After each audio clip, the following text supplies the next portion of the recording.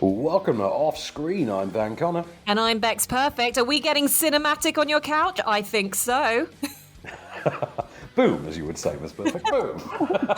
Yeah, but you always say, let's get cinematic. And I thought, you know what? I haven't heard it. I want to hear it. It's all these fancy new buttons and things we have to press. I just get so easily distracted. That's what it is. Do you know what? I think it's always good to shake things up a little bit. Am I right? Indeed. In fact, you know what? Shaking things up, that leads us nicely into the topic of our first film that's being released on digital this week. So St. Francis. This was going to come out a couple of weeks ago, and I was really bummed that we didn't get to cover it because there was just a lot out that week, and I thought I'll have to pick this other one instead. So, as it happens, we now get to cover it because, you know, we've got the wonderful COVID release schedule where things can be moved at a moment's notice. At a moment's notice, yeah. Yeah, you think things are going to appear one week, they don't appear, and then they turn up 2 weeks later. I think we've had to review the same DVD release 2 or 3 times now. How many times has Fantasy Island been released on DVD since lockdown? Almost as much as Netflix turns around the same old acquired TV show. I'm pretty sure Scoob has had 3 release dates this whole period. But anyway, not the point. St. Francis is finally here, I'm told, allegedly, from today. So from Friday, July the 24th, today, you can finally see St. Francis, which is, this is a movie written by and starring Kelly O'Sullivan. If I were going to describe it, I would describe it as what you get, effectively, if you combine Trainwreck with the Florida Project. Could you imagine? It sounds like my kind of movie, to be honest. I love Trainwreck, and I'm not really familiar with Kelly O'Sullivan, but I'm thinking Amy Schumer now, so... Well, this is the thing. So the idea is this is played as a sort of, you know, in HBO's Girls kind of a universe. It's very hipster, it's very dowdy, it's very art house friendly, it's very festal friendly. So the idea is you've got Bridget, who's a 34-year-old woman. She's a bit downtrodden, a bit wayward. She's a bit haphazard, loves to drink to blacking out point, really has no direction in her life whatsoever. And she takes on a job nannying for a 6-year-old girl named Frances, hence the clever title, although she's not actually a saint. And it is about how nannying Frances, who is just the most wonderfully precocious little bit of wit with 2 legs, she discovers a sort of sense of purpose and place that she hadn't really ever considered before. She finds herself opening up emotionally to both, you know, adults and kids in a way that she just never thought herself possible. And it all has to do with, firstly, this job, but also herself going through a pregnancy and subsequent abortion. You scared me. Y'all look pretty scary yourselves. Mama! How you doing? Francis is over. I'm on jet now. Well, Joan, let's go get you cleaned up.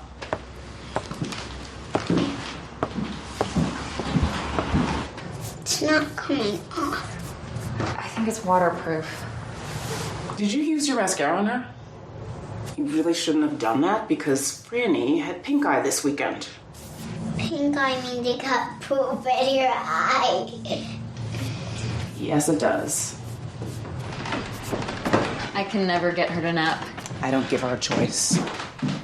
It's interesting with movies like this because during lockdown, like, you know, there's obviously so much on offer for people to watch, and films like this, which, you know, if it got a wider bit of marketing around it, would appeal to a lot of people. And I'm wondering if this is going to sadly fall by the wayside because not enough people are going to know about this. Well, on the other hand, I tend to think that at the moment, whilst it's probably don't have the standard multiplex offering to sort of sift through, something like this being released on digital has got more of a chance than it would otherwise. And also, if it's then more reliant, I think, on TV marketing as well. And I think TV marketing will send this up as being a lot more comedic than it is. This does air definitely more on the drama side of dramedy. But to be absolutely fair to it, I mean, it packs this breeziness that allows it to sort of squeeze out maximum poignancy, but without ever being particularly laboured. Because again, it's still, you know, it's an indie drama. You could say it is you could sort of see it as the sort of festival-friendly Trainwreck, by all means. Yeah. There is a fair bit of that in there. There's a lot of really great stuff in it. There's a lot of fun had at the sort of faux wokeness of it. I mean, there's a line literally at one point which I think O'Sullivan comes out with, I don't even know why I am crying. I'm an agnostic feminist, damn it. You're like, I love that. That's exactly where I want you to go with this. Perfect comparison point would be a sort of halfway mark between Trainwreck and Florida Project, which Florida Project was from the guy who did Tangerine. Sean Baker, who did Tangerine a few years ago with the iPhones. Fairly good performance from O'Sullivan. I think she's a better writer than she is a performer, but I think a lot of that has to do with the sort of the baseline deadpan dowdiness of the character, I think. But in the chemistry with, I think it's Ramona Edith Williams off the top of my head, I've got it written down somewhere, who plays the young Frances, bringing that precocious wit to the table. There's just bags of heart in there. I had a great time with this. I thought this was a really good movie. I mean, two massive thumbs up from me. Oh, that's good. And I was just going to say, being able to bring that kind of precocious nature and time the comedy right at like probably 6 years old is a real ability for any child to get. She isn't unknown naturally as well. Yeah, that's great. So that's brilliant. 2 thumbs up. Really enjoyed it from Van. Moving on to what I like to say is a film starring my girl, Beanie Feldstein, and also Alfie Allen as well in this. This is How to Build a Girl. This is it's based on Caitlin Moran's writing, isn't it? She wrote the screenplay for this. She wrote the book, but I think she'd already adapted the book into a TV show called Raised with Wolves. There was then an American TV movie remake of that, which was written by Diablo Cody, I think. Wow, that's the name I haven't heard. Exactly.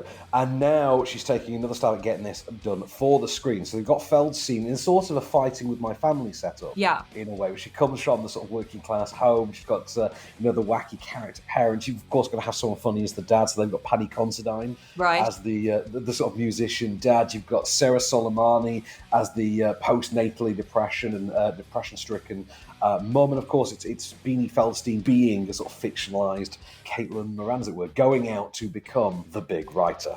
Last night, rock and roll meant nothing to me. By midnight, it was the most important thing in the world. Darling, have you ever done an interview before? I've never done anything before.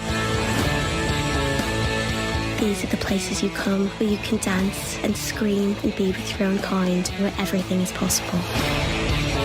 This is Dolly Wilde. She's trouble. Yes, I am trouble. The thing about crossing over to the dark side is that once you're there, it doesn't feel dark at all. My question to you, Johanna, is when did you lose your mind? What do you do when you build yourself, only to realise you built yourself with the wrong things? You rip it up and start again. Right, I've got a question for you. I know what it is. Go on. Well, I was going to ask this before I heard that clip and the faux Brummie accent, but Wolverhampton, I shall have you know. Wolverhampton. Now, that is tough for any Brit, let alone an American, to pull off. How does Beanie Feldstein do with that, with the accent? And also, how much did it grate having an American actress play something so many capable British actresses could have stepped in and played? Right, there's a couple of points there, and they do all. You have hit the nail on the head. Right, these should be the issues with the film. So first of all, having her play the character, it makes sense because Beanie Feldstein's natural personality does line up somewhat with Caitlin Moran's sensibilities. She's a perfect fit for this material. Very much for the sort of wild, acerbic side of Dolly Wilde, which is the pseudonym that she takes on to become this early 90s music journalist. And there's a lot of deep cuts, by the way, with pop culture in there. Right. Having said that, of course, there is the barrier of the accent. Now, first of all, she does fare a lot better than, say, Bridget Jones, Renee Zellweger. We got a lot better in effort here. Having said that, of course, there is a natural hokiness to it, and she is spared a lot of the awkwardness for that by the fact that the film, and you can't tell this because you can't see it, you can only hear it, the film has a natural sort of a vaudevillian cadence to it, and what we would describe as a slightly panto feeling, a slightly heightened, exaggerated sensibilities, a lot of surrealism in there, a lot of visual gags. She talks to, pictures of her peers and literary heroes on her wall, and they are animated and talk back to her. They're all played by famous names as Michael Sheen as Sigmund Freud, and Jamila Jamil as Cleopatra, and people like that just talking back to her through these pictures on the wall. So it's a bit out there, and she spared a lot of the wackiness because of that. I think you can imagine that if you look at any photos of from the film, and Beanie Feldstein's rocking a really deep red hair colour. She's wearing what I can only imagine is a top hat or something along those lines. A lot of corsets in there. A lot of corsets. I mean, you can imagine it being a bit panto and avant-garde to that extent. It's just whether or not it finds that balance of being a film that is enjoyable to that extent, or if it's pushing it too hard and becomes ridiculous and annoying. What I would describe this as, if I were going to call it anything, this is going to sound really reductive. This is basically Angus Thongs and Perfect Snogging, the Coke years, would basically be the way of describing them. Hey, I used to love Angus, the Angus film. I can't say the whole. I think you got the title slightly the wrong way round, and I think I would do that the same. Angus Snogging and Perfect Thongs? Yeah, I think that's not right. Right, so the Coke years, Caitlin Moran, interesting. I think you'll enjoy it, I do think. I mean, don't get me wrong, 2 thumbs up for me. It lacks a little bit on the arc front, it phones it in a little bit. Although, I will say this about the surrealism of it. This movie is so surreal, so surrealistic, in fact, it can actually make Alfie Allen seem plausible as a sort of dreamboat singer-songwriter. Make of that what you will. And leading man. Exactly. I will leave that to everyone's imagination, I think, and not make a comment on it. Brilliant. Okay, so that is How to Build a Girl. That is basically Caitlin Moran's life story told through the eyes of Beanie Feldstein. And we've also got St. Francis. That's actually on Prime as well, that one. So that isn't even one you actually have to pay for. That is just available on Prime from today. Well, there we go. If you've got a quirky teenage girl within your family who's looking for a little bit of escapism, then this might be right. Don't show her this because you don't want her to get ideas, would be the short version. I was going to say the complete opposite, thought it might appeal. There we go. I'll leave it at that. We can argue over that one later. Also, you've got St. Francis, which is out on digital release as well. So 2 really good sort of indie style picks that will appeal to more of the female crowd this week, I think. So I think definitely. It's one for the girls this week for sure. Brilliant. So, okay, so there we go. Those are your on digital releases. Coming up next, we've got Movies on TV with your 7-day guide to everything you can watch.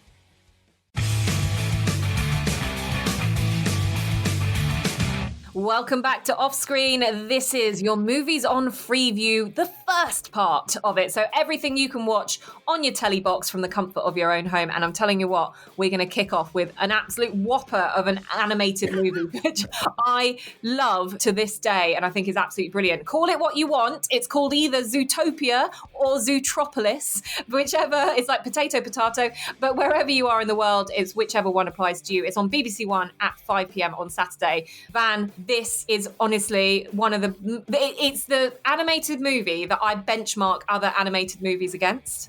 I can understand that. I remember seeing this, because I think we did the press show together about 4 years ago, I think.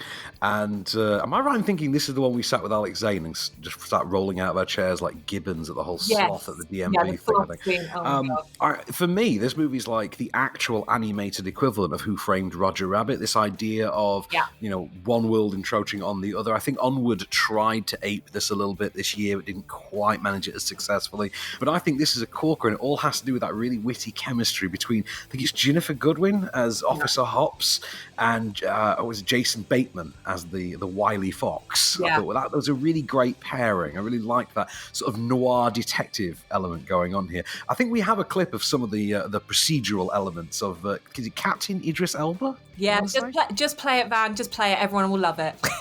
Ma'am, our detectives are very busy. Please. There's got to be somebody to find my Emmett. Mrs. Otterton. I will find him. Oh, thank you. Bless you, little bunny. Take this. Find my Emmett. Bring him home to me and my babies, please. Mrs. Otterton, please wait out here. Of course. Oh, thank you both so much. 1 second.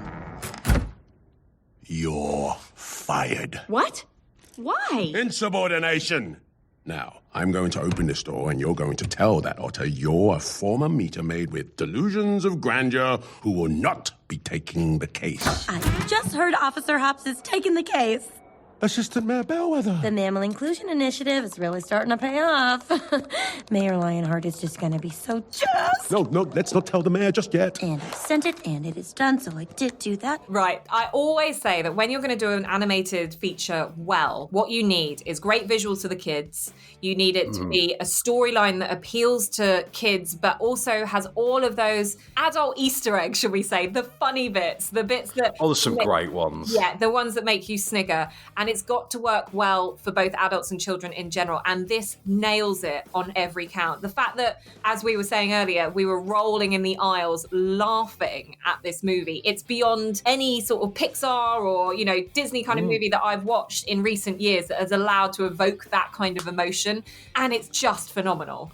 And it's all at a great time, and it was 5 p.m. Saturday afternoon on BBC One, which means the perfect time of day to crank up those home cinema systems every single time you get to hear that Shakira song, Try Everything, which might be one of my favourite theme songs from any Disney movie ever. Yeah, 100%, 100%. So that is Zootopia on BBC One at 5 p.m. Start your weekend with a big fat smile on your face, because that's exactly what this movie is going to give you. Right, moving on to Sunday. Another big fat smile on your face, actually, is Ryan Reynolds in The Hitman's Bodyguard on Channel 4 at 9 p.m.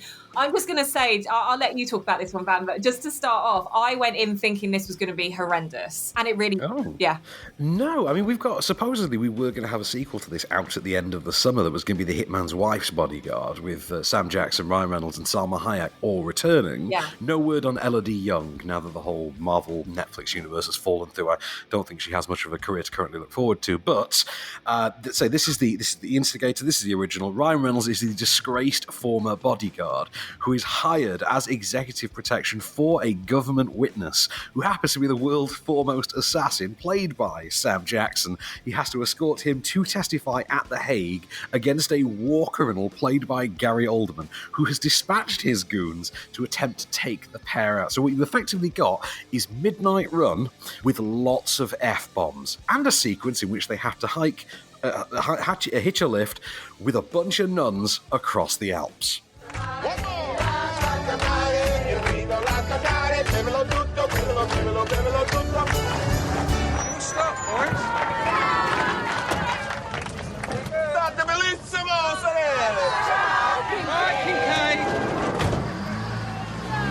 Go with God.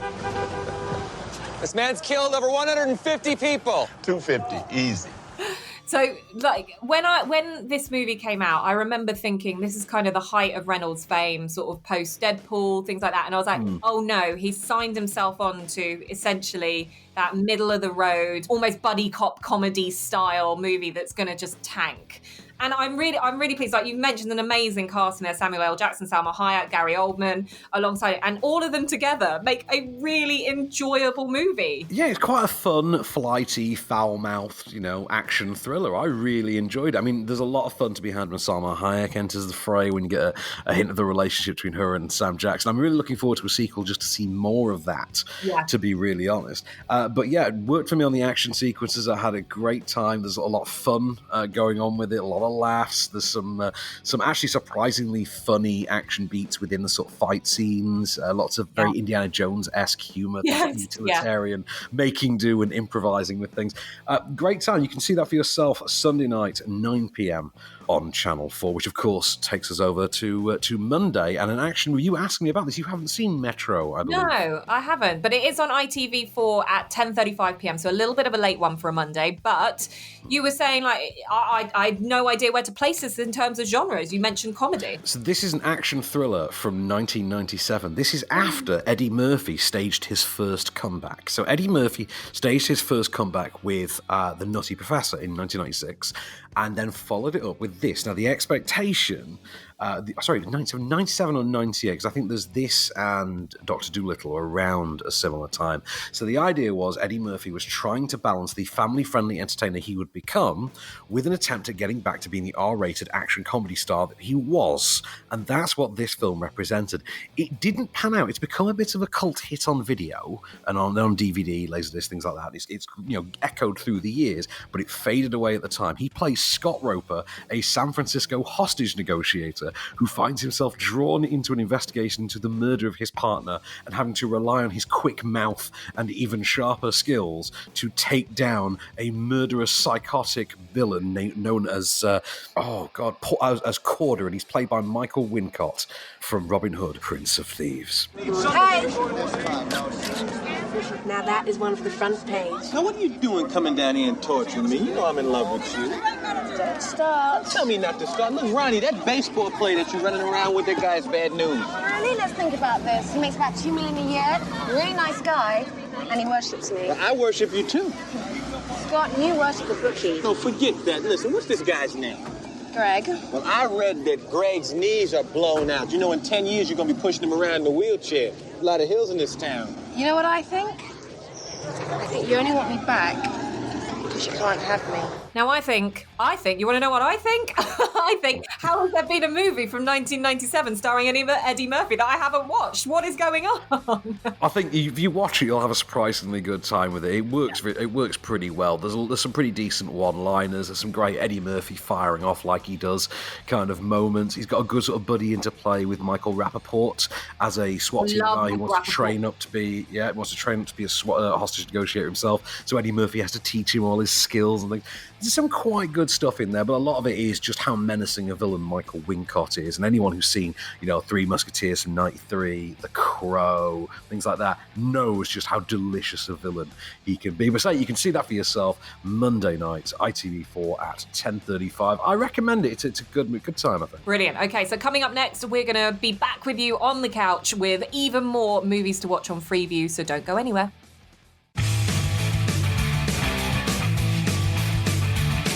Welcome back to Offscreen. We're going to keep you on that couch because where else would you be at this present moment in time, obviously?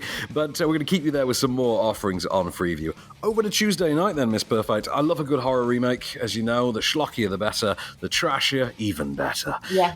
Where better to go then than back to the well of Straw Dogs, the 2011 remake, which is showing Tuesday night on the Horror Channel at 9 p.m. This is a remake of the Sam Peckinpah movie from the 70s with that was Dustin Hoffman in the original. I forget who played the female lead, but it took place in Britain in the original. Takes place in Mississippi in the remake, which stars as the terrified couple. I think it's James Marsden and Kate Bosworth, and as the leader of their would-be vicious attackers, Alexander Skarsgård. The idea here is that during a brutal sexual assault on his wife, a husband must set out for vengeance and assert his, let's just say, latent homicidal instincts. If you had done something. Maybe. If you had said something, Maybe I was done trying something, to get them to talk until anything. you quiet!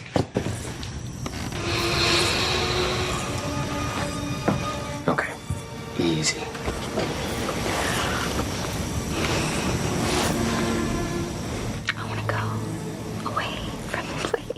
Go home. Let's have a family. Let's have a child. We're not going to be bullied. I'm firing him tomorrow. And not only that, nobody's going anywhere. I was going to ask you, how does this stack up against the original? Because I know a lot of horror fans, big fans of Straw Dogs, the original, and it's quite iconic. So to then get it remade, take it out of its original setting in the UK and take it over to the States, it feels like a franchise-based move from my very basic thinking about this movie. Well, Neil LaBute tried it in 2006 with The Wicker Man, and the results have gone on to become, let's just say, the subject of cinematic lore. The bees! Not the bees! But this one, I will say, is academically a better movie than The Wicker Man remake was. It's not a patch on the original, obviously, but none of these films ever are. Right. You look at this next to something like the remake of Last House on the Left, for instance, which had all the potential to be something, more of its time. This has the same opportunity, and it really just feels like it could have just been made then. It's the same thing's been made with modern equipment, but the production value feels about the same. They've not really reinvented anything with it. The only thing I'll say about the remake is there's something about the performances that makes it all feel a little bit less morally reprehensible this time around. They feel like more active participants in the instigation of the initial plot, which is a very weird way to play it, and I can't figure out how Kate Bosworth as an actress would do it that way. Yeah. But it's there, and you know what? Skarsgård gives good psycho. So if you want a disposable 100-minute long take on a 70s classic and you don't want to watch an old 70s movie, you know what? There's at least this. And it's also got James Woods in it, which I'm a big fan of. So I don't even remember James Woods being in this. James Woods, this is before he sucked. Yeah. Well, I like James Woods, but he plays the character Tom Hedden in this, if that rings the bell. I'm not sure. No? Off the top of my head, I haven't seen it for a few years. I'm going to watch this again now. There you go. Some knowledge for you to make sure that you rewatch it, because it is obviously back on our screens, and that kicks off your Tuesday Tuesday as well. So that is the 2011 version of Straw Dogs on the Horror Channel at 9 p.m. Moving on to Wednesday, I know Van is very excited to talk about this. It's a Clint Eastwood movie. It's called Gran Torino, ITV4, a late one at 11:40 p.m. Might be one for you to press record on. But when you do press record, you'll be glad that you've got this in your portfolio for forever, basically. So it's about a guy called Walt Kowalski. I mean, there's always a Kowalski in It's specifically because he is specifically meant to be a Polish-American immigrant. I think he's like a first-generation Polish-American immigrant, and that's very specific to the character. Yeah, and his neighbour, Thal, basically steals his 1972 Gran Torino, so he basically helps him to reform. And he gets involved in a feud with the local gang leader and then saves Thal from them. I think it is quite a classic Clint Eastwood film, isn't it? It's got a lot of elements to it that sort of make it feel like that. It very much has, including its very own Make My Day moment. What the hell is this? Get up. Get off my lawn. Did you hear me? I said get off my lawn now. Are you crazy? Go back in the house. Yeah, I blow a hole in your face and then I go in the house. And I sleep like a baby. You can count on that. We used to stack like you 5 feet high in Korea. Use you for sandbags.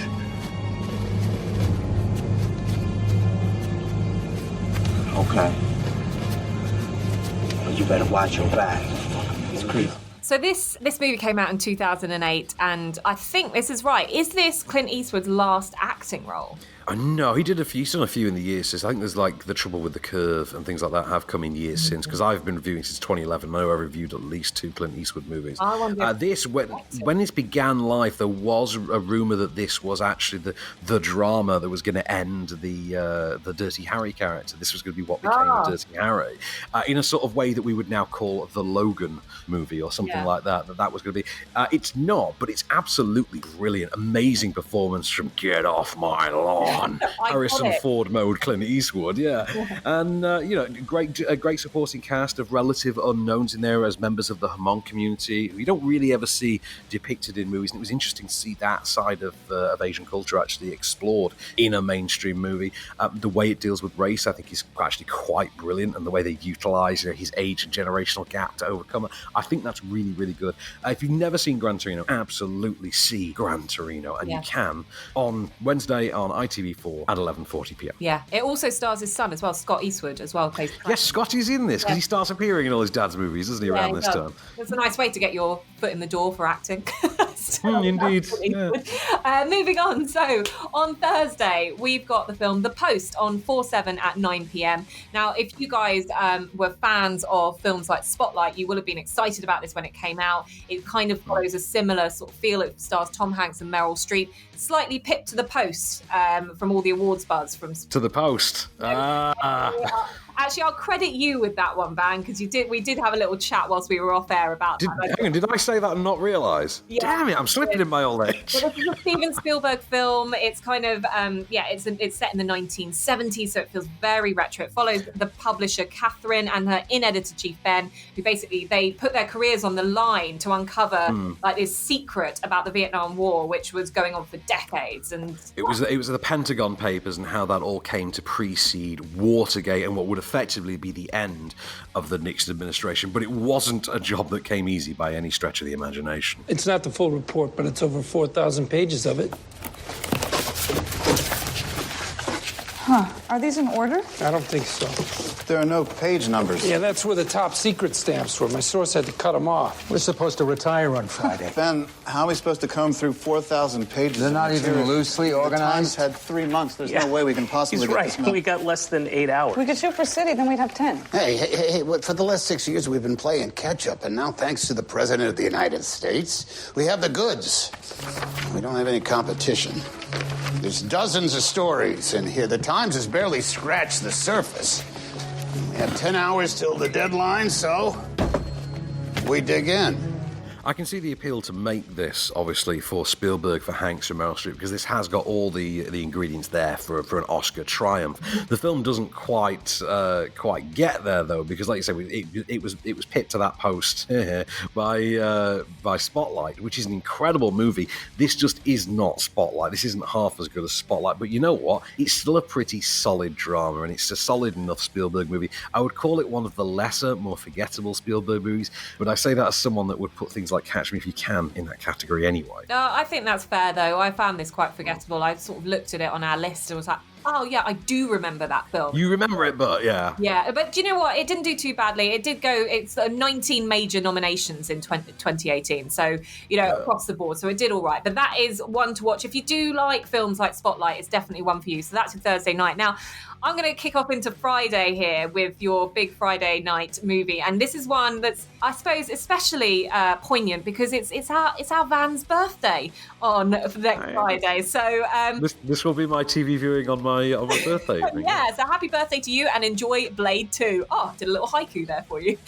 You did indeed. So Blade 2, which is on 5-star Friday night at 9 p.m. And I think everyone agrees is the best of the Blade trilogy. I mean, the Blade trilogy obviously was responsible for pretty much igniting what we now know as the current iteration of the comic book movie regeneration in popular culture and the whole movie subgenre. This was written by and directed by Guillermo del Toro. Is not anywhere near as mental as it could have been, because at one time this had a cameo by Michael Jackson as himself as a vampire that apparently they filmed.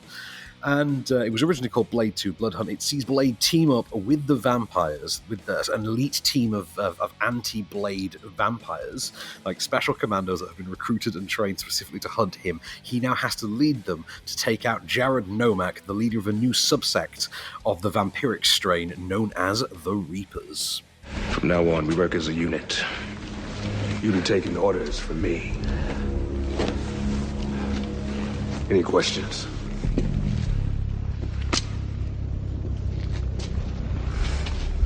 Good. You want to catch the hunter? You start with the prey. We'll target all the night places where vampires congregate. Blood banks, safe houses. Bigger the better. So, what's first? I love this movie. This has got Norman Reedus in it, like pre-Walking Dead Norman Reedus in it. It's got Ron Perlman as a vampire, which is always awesome, because if you've got Del Toro, you got to have Ron Perlman.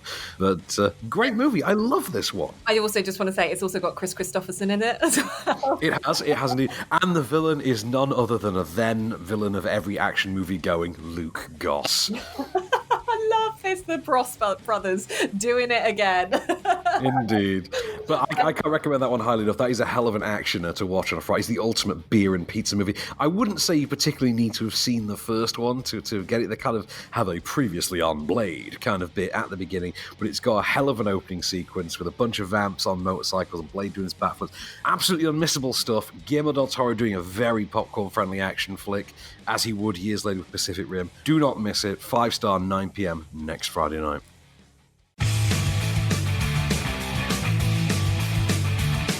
Welcome back to Off Screen. We're keeping you, as ever, on the couch during lockdown. Yes, lockdown is still happening, people. Don't forget it. So we're keeping you right here with your small screen offerings. And this time it's DVD, Blu-rays, and streaming. We're going to kick off with a new Woody Allen film. What is it, 3 weeks since his last? Funnily enough, that is about the turnaround time for a Woody Allen movie, if we're being really honest. Actually, funnily enough, that is one of the predominant issues with A Rainy Day in New York, which is obviously this latest one, which stars Timothy Chalamet and the usual requisite all-star cast, and Diego Luna and people like that, Selena Gomez. This is a really unlikable effort. This does feel like Woody Allen just had a weekend free in New York and thought, I'll just get the gang together, we'll do a little Amdram, film it, whack it on Amazon Prime. What's the worst that could happen? And then it turned out that, certain old allegations came to light again. And this time we've apparently cancelled Woody Allen for good. and not his sheep-based equivalent, Woody Allen. No, Woody Allen. He's apparently now been cancelled for good, and so Amazon let him have the rights to this back. It's now out. It's been released independently through, I think, Signature Entertainment, and it's not any good. I'm not going to lie. It feels like, boilerplate, basic-ass Woody Allen, to be honest. I feel like there's like a kudos to be had for any actor. Like you do put on your sort of bucket list as an actor to go, I want to exactly, Woody Allen film. And to be honest, he always has such a plethora of people starring in his movies that it's not that hard to get on there if you're of any sort of decent caliber. Well, I don't know, because half the cast of this movie have since come out and said, we regret starring in it. I'm like, yeah, I'm sure you didn't at the time, pal. Yeah, exactly. So onto something I'm sure nobody involved in feels any regret for. It's Trolls World Tour, which is, of course, special to us living in COVID world, because this was the first movie that had its theatrical release scrapped in favour of a premium VOD release. And, well, I can say that I know firsthand, thanks to every person in my life who has children, that Trolls World Tour is apparently the greatest animated movie ever made. I'd like to thank Mary Mufti. I'd like to thank Elizabeth Tasker. It's been a wonderful experience being exposed to nothing but Trolls World Tour, thanks to every child I know, which is, of course, the sequel to the, is it 2016 adaptation of the Trolls franchise for animated feature film form, featuring the voices of Justin Timberlake and Anna Kendrick. And in this movie, the pop world of the Trolls goes to war, defending other musically themed kingdoms of the Trolls from the biggest villain of them all, the world of rock. Only rock trolls are allowed back here. Well, it's funny you should mention that, because we are genuine hard rockers. 1, 2, 3, 4. Rainbows, unicorns, everything nice. Yeah, sugar plums, very awesome, happy and nice. Yeah, brush your teeth. Cool. Hurry up, the show's about to start, man. Queen Barb's about to go on stage. So, if you haven't got kids...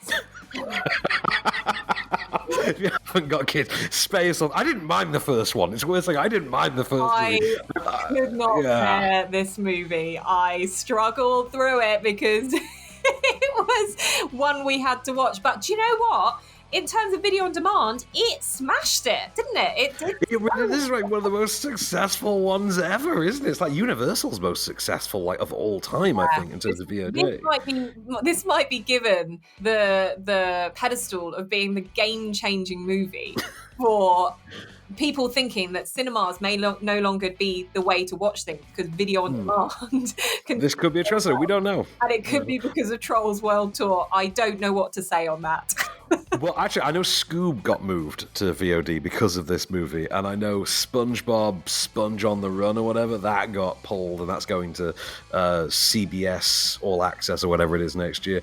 But you know what? Apparently, kids love it. It's the greatest thing in the world. For my money, it's no Spider-Man Into the Spider-Verse, but that's neither here nor there. And I will say, I think Ugly Dolls is a better, more colourful, and deeply more emotionally enriching movie. That's one for the kids. You take that for free. So, on to streaming. Let's talk about what's coming to streaming this week. On Amazon Prime, on Tuesday the 28th, a movie I know you'll be more than familiar with. It is the 1998 Julia Roberts rom-com classic that is My Best Friend's Wedding. Take it away, Perfect. Well, I mean, I just think that's such a stereotype to think that I would love this Julia Roberts and Cameron Diaz film as much as I absolutely do. Exactly. I was going to say, but don't you really? Don't I really? I mean, when Cameron Diaz in this actually tries to sing in it, there's that moment, and she can't sing. She's like been well known to say, actually, in real life, I absolutely cannot sing, and you see that in full version.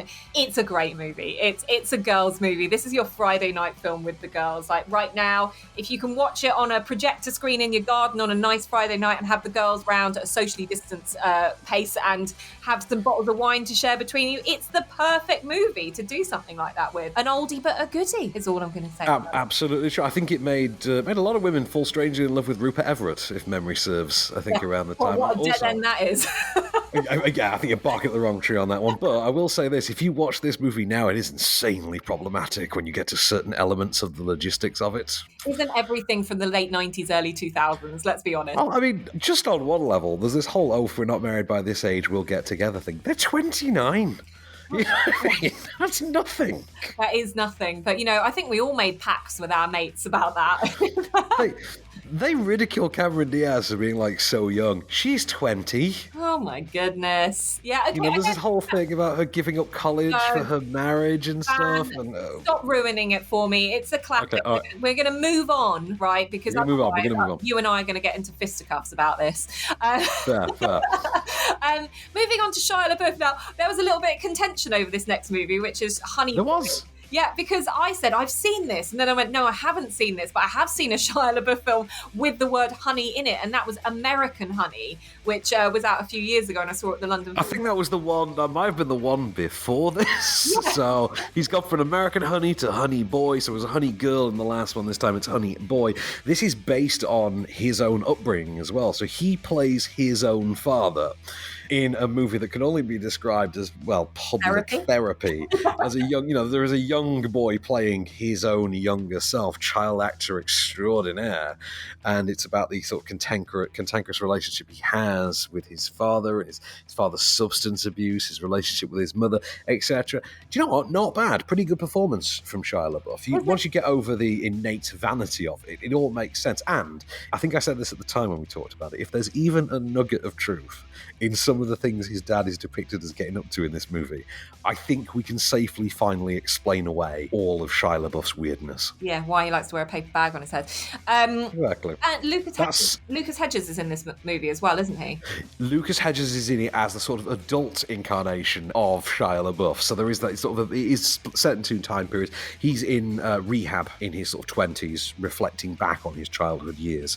So you can find all this for yourself on Amazon Prime. This is on Thursday the 30th. I think it's worth checking out if you want a good sort of festival-friendly indie drama, given mainstream credibility by the likes of Lucas Hedges, Shia LaBeouf. Check this out. There's some great performances in there. Right, next up, and this next one is on Amazon Prime from Friday the 31st of July. It is Knives Out, a film that both Van and I raved about since when it came out earlier this year. I think it was just before Christmas, I think it was screening or something like that. But this was a hell of a time. This was basically an old-school Agatha Christie novel brought to glorious technical life by none other than Star Wars The Last Jedi and Looper Helmer Ryan Johnson. It's all about, it's a random it's a murder mystery. Everyone's a suspect, everyone's a star name, and investigating it all is the tour de force, the powerhouse that is Benoit Blanc, private investigator extraordinaire, as played by Daniel Craig. Thank you all for getting together like this. It isn't legally necessary, but I thought because you're all in town and some of you are leaving soon. Excuse me. I'm sorry.